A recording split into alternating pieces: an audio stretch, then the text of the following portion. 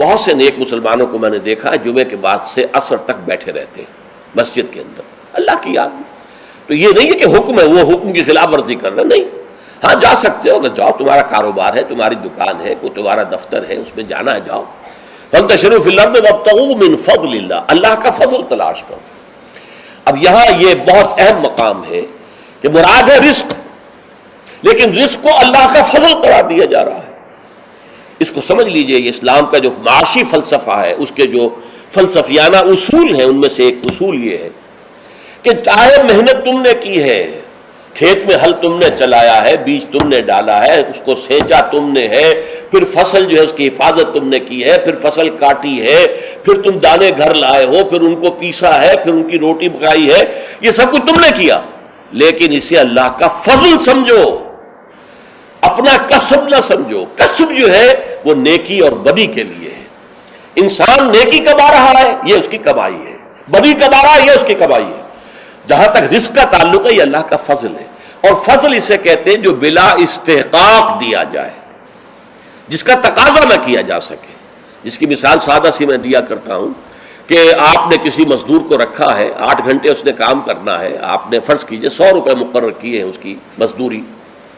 دن بھر آپ نے دیکھا کہ ایک مزدور بڑی محنت سے کام کرتا، دل لگا کے کام کیا اس نے، چاہے کوئی دیکھ رہا ہو چاہے نہ دیکھ رہا ہو. ایک تو ہوتے ہیں وہ کوئی دیکھ رہا ہے تو کام میں لگ گئے، کوئی نہیں دیکھ رہا ہے تو بیٹھ گئے. نہیں، اس نے بڑی جی لگا کے کام کیا ہے. تو شام کو آپ اسے 100 روپے بھی دیتے ہیں، 10 روپے اور دیتے ہیں. یہ 10 روپے فضل ہے، یہ وہ ڈیمانڈ نہیں کر سکتا. ڈیمانڈ تو 100 کر سکتا تھا، 100 طے ہوئے تھے، لیکن آپ نے اپنی طرف سے بغیر اس کے کسی قانونی استحقاق کے 10 روپے اسے دے دیے، یہ فضل ہے. اسی طریقے سے رزق جو بھی انسان کو ملتا ہے وہ فضل ہے اللہ کا، اسے اپنا کسب نہ سمجھو. جب تم سمجھو گے یہ اللہ کا فضل ہے تو پھر دیکھو گے اللہ اس کو کس طور سے خرچ کرنا چاہتا ہے، کروانا چاہتا ہے مجھ سے، کس کس کے حقوق اللہ نے اس میں رکھے. تو فَابْتَغُوا مِن فَضْلِ اللَّهِ وَاذْكُرُوا اللَّهَ كَثِيرًا، لیکن اس میں بھی اللہ کو کثرت کے ساتھ یاد کرو. یہ نہ ہو کہ مسجد میں تو اللہ کا ذکر ہوا، باہر نکل گیا تو بھول گئے، نہیں، بلکہ یہ کہ جو کام کر رہے ہو اس میں کام میں تمہارے ہاتھ مصروف ہو اور دل تمہارا جو ہے وہ اللہ کے ساتھ لگا ہوا ہو. جسے آپ کہتے ہیں پنجابی میں ہتھ کارول دل یارول. یہ ہے ذکر کثیر. اور ذکر کثیر کا سب سے بڑا ذریعہ کیا ہے کہ جو مسنون دعائیں ہیں حضور صلی اللہ علیہ وسلم سے، رات کو سونے لگے ہیں تو دعا ہے، صبح اٹھے ہیں تو دعا ہے، بیت الخلاء میں داخل ہو رہے ہیں تو دعا ہے، باہر نکلے ہیں تو دعا ہے. ظاہر بات ہے کوئی ایکسٹرا ٹائم تو آپ کا نہیں لگ رہا، وہ کام کر رہے ہیں آپ، لیکن ہر کام کے کرتے. شیشہ دیکھا ہے، آئینہ دعا ہے، کپڑے بدلے ہیں دعا ہے، گھر سے نکلے ہیں مسجد کے لیے دعا ہے، مسجد میں داخل ہوئے تو دعا ہے، مسجد کے اندر تو ذکر ہے ہی ہے سارا، باہر نکلے ہیں تو دعا ہے، بازار میں داخل ہو رہے ہیں تو دعا ہے، بازار سے واپس آ رہے ہیں تو دعا، ہر کام کے لیے دعا ہے.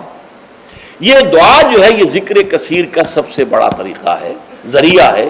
اور اس کے اندر دوہری ہے بات کہ ایک تو آپ کا اللہ سے تعلق قائم ہو گیا کہ آپ نے دعا اللہ سے کی ہے، ایک آپ کا تعلق حضور کے ساتھ قائم ہو گیا کہ آپ نے الفاظ وہ استعمال کیے جو حضور کے الفاظ ہیں. تو گویا کہ دو نسبتیں تازہ ہو گئیں جب بھی آپ نے ایک مسنون دعا پڑھی ہے. تو دعا ادعیاء مسنونہ جو ہے در حقیقت وہ دوام ذکر کا سب سے بڑا ذریعہ ہے.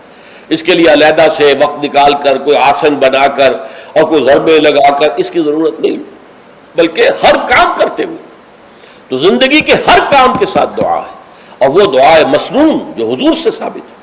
لہٰذا دو نسبتیں جو ہیں جس کو آپ کہتے ہیں ایک تیر میں دو شکار، اللہ سے دعا ہو گئی، اللہ سے تعلق قائم ہو گیا، اور الفاظ آپ نے وہ استعمال کیے جو محمد الرسول اللہ سے منقول ہے صلی اللہ علیہ وسلم، آپ کا تعلق حضور کے ساتھ قائم ہو گیا.